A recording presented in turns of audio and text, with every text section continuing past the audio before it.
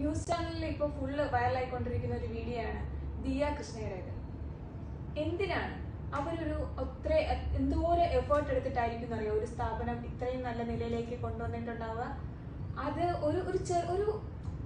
ഒരു രൂപയാണെങ്കിലും നമ്മൾ അർഹിക്കാത്ത പൈസ നമ്മൾ ഒരിക്കലും ഒരു സ്ഥാപനത്തിൽ നിന്നും എടുക്കരുത്. നമുക്കൊരാൾ അറിഞ്ഞുകൊണ്ട് തരുന്നതും നമ്മൾ അവരെ അറിയാതെ എടുക്കുന്നതും തമ്മിൽ വളരെ വ്യത്യാസമുണ്ട്.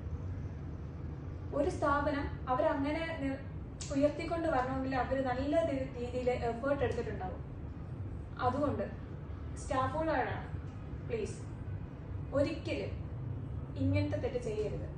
അവരിപ്പോൾ ഈ കടന്ന് അനുഭവിക്കുന്ന സന്തോഷത്തിന് അതിന്റെ പുറകില് കുറെ വർഷങ്ങളായിട്ടുള്ള എഫേർട്ട് അതിൽ തീർച്ചയായിട്ടും ഉണ്ടാവും.